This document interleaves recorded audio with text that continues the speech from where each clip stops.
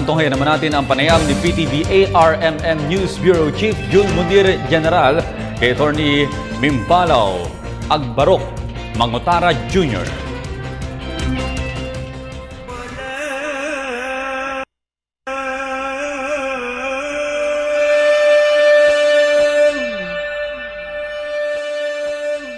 Maraming salamat sa pagpatuloy ng balitaan. Narito tayo sa segment ng Salam, kung saan tayo ay nilalaunch na yung ARMM in Transition with Bangsamoro. Ito ay joint project natin with the Autonomous Government, Autonomous Region in Muslim Mindanao sa pangunguna ni Regional Governor Mujib Hataman at ang ating Network General Manager si Cleo Dungaas, kung saan tayo ay nandito ngayon sa Pulyok Freeport dito sa Parang, Maguindanao.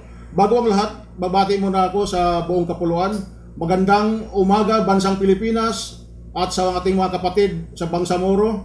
Assalamualaikum warahmatullahi ta'ala wabarakatuhu.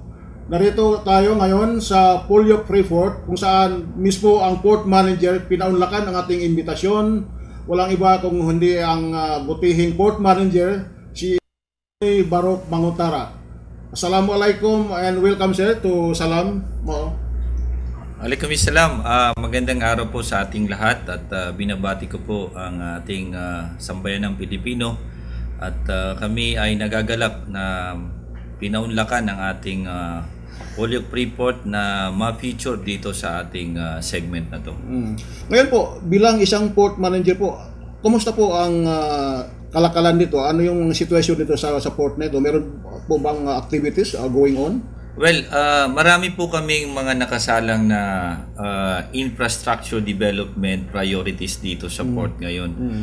Gusto ko rin pong ipaalam sa ating sambayan ng Pilipino na yung dating image ng Pulyok na sinasabi nila na ito ay dead port, sa ngayon po ay naging mahusay naman ang ating pagganap bilang port manager sa pamumuno sa liderato ni Governor Mujib Hataman. At sa ngayon po, marami po tayong mga clients dito na pumupunta. Hindi po yung port operation ng ating pinag-uusapan dito, but maging yung mga proposed investments po na pwedeng mangyari dito sa Autonomous Regional Government. So right now, meron po tayong mga sinasabi nating mga infrastructure development projects. Ito yung tinatawag nating RIDA, Regional Infrastructure Development Agenda ng regional government under the leadership of Governor Hataman. So we have 100 million infrastructure projects to be implemented within this year.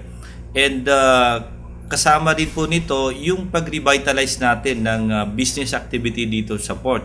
Yung pag-engganyo natin sa mga business sector na bumalik na dito dahil alam natin na sa matagal na panahon medyo marami po tayong na-miss na opportunities gawa nung karamihan sa ating business sector pumunta ng Jensen at Davao City.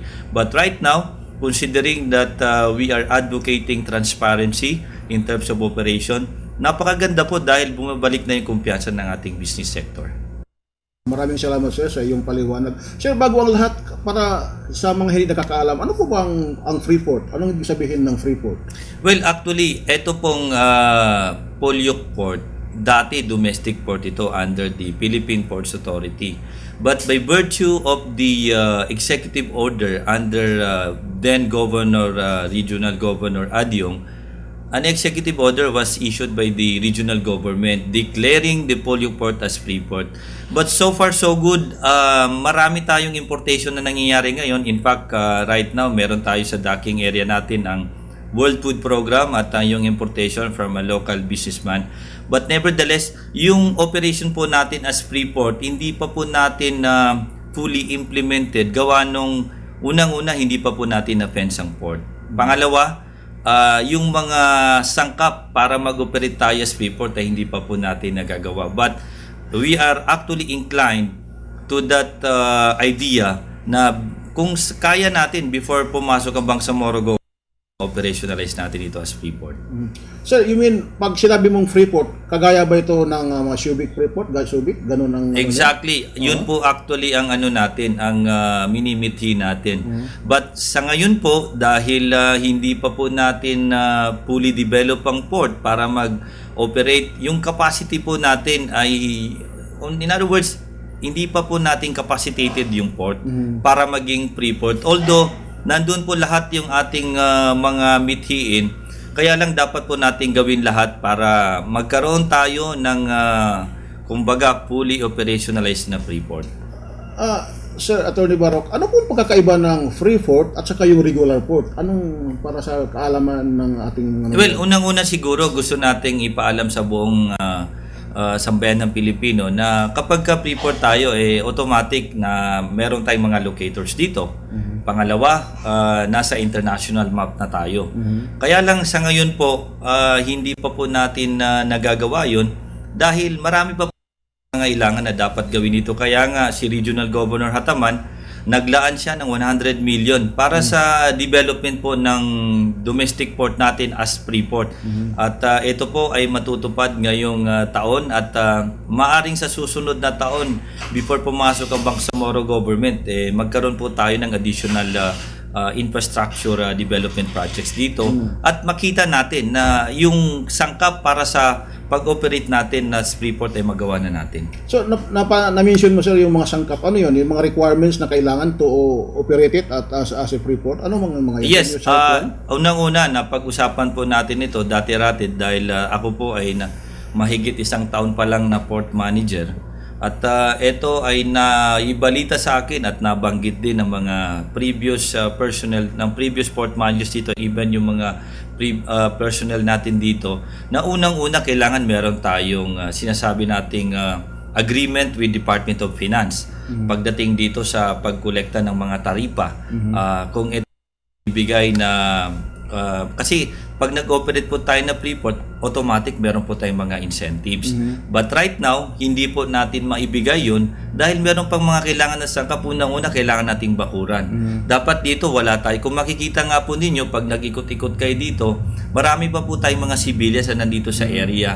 But because of the initiative of Governor Hataman to actually fully realize our dream of becoming a Freeport, although meron na tayong batas na nagsasabi ng ganyan, ay naglaan po siya ng budget. At eto pong mga tao dito ngayon, ililipat po natin yan sila. Before po tayo magsisimula ng lahat ng infra development projects dito, ililipat po natin yung mga settlers natin dito. Ibig sabihin, i-relocate sila sa ibang lugar. Yes, exactly po, sir. Attorney, kung halimbawa operational na itong Polyok Freeport, ibig sabihin na po ay pwede na ang mga multinational company pwede na mag-unload ng kanilang mga produkto dito. Yes, actually sa ngayon po pwede po silang mag-unload o magdala ng produkto nila dito. However, yun nga po, banggit po natin ng incentives na pwedeng ibigay ng Freeport, hindi po natin ibibigyan, kaya nga meron po tayong importation na nangyayari dito. Pero ganun pa man na yung binabayaran natin sa customs and duties nandun pa rin po. Yung mga incentives na nandito sa loob, hindi po natin maibigay. Although marami na po nag-signify na magtayo ng locators dito, dito po sa pamumuno ni Governor Hataman, at kami po ay masaya dahil meron po nagkaka-interest. So sa ngayon po, meron na bang locator as of now na nag-operate? Meron po kaming locator ngayon. Ito ay engaged in oil depot and oil trading. At ito po yung unang-unang nagkaroon ng interest dito. At we are hoping na marami pa pong susunod at marami na po nag-signify, marami nag-submit. It is in proper coordination with the Regional Board of Investments under Attorney Mastura. At kami po ay gumagawa ng paraan para mailatag sa kanila at kahit pa paano masimulan natin yung business activities dito sa port. Ika nga, things come from small beginning. Yes, exactly po. Oo. So, maiba naman tayo po sir kasi ngayon na naging usap-usapan, in fact, hindi lang usap-usapan, naging top of the agenda natin itong Bangsamoro, incoming Bangsamoro region or government. So ano po ang, kayo po ba ay nakahanda na para i-devolve or ibigay ito, i-turnover sa susunod na pamumuno? At anong preparasyon na ginagawa ninyo sa ngayon? Inshallah po, kami po ay handa lahat naman po kami rito ay ganun ang mindset. Nasa pagpasok ng Bangsamoro government, we have no other choice but to turn over the authority to the incoming officials o incoming government. Kami po ay madalas na imbitahan din yung Freeport Authority para magsalita sa mga forum, sa fora na ginagawa ng ating Transition Commission para kahit papaano mailatag natin ano yung mga dapat gawin upang sa ganon pagpasok ng Bangsamoro government alam na natin kung operate yung port at ano yung mga dapat nating ibigay na mapag-usapan with the government. At least ready tayo lahat. Kami naman po dito ay piniprepare namin ngayon lahat.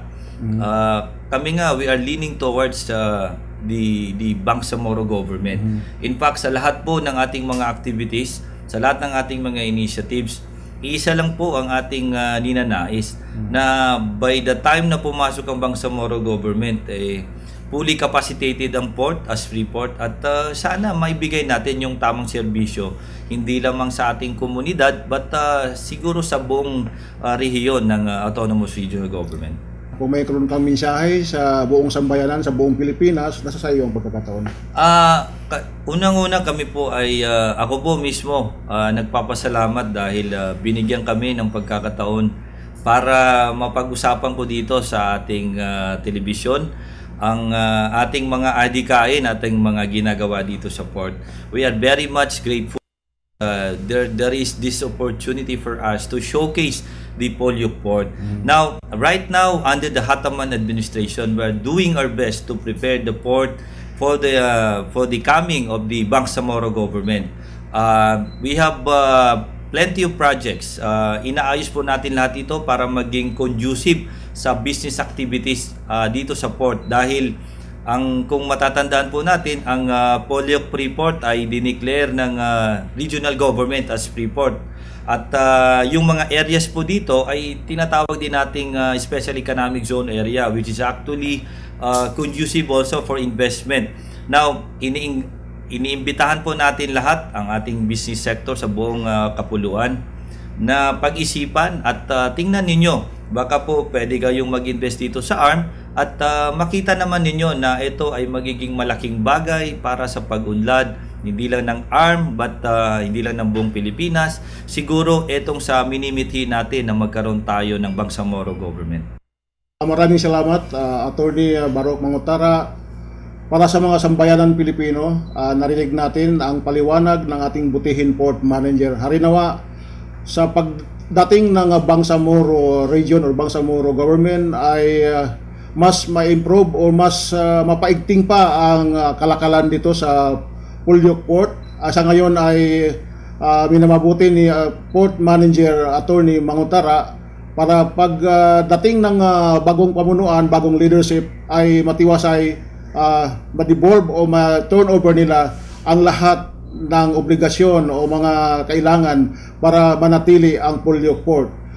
So ngayon sa pagpatuloy ng ating programa ERMM in Transition with Bangsamoro bilang information drive natin sa Bangsamoro Government, ang PTB4 sa pagkipag-ugnayan sa Autonomous Region in Muslim Mindanao.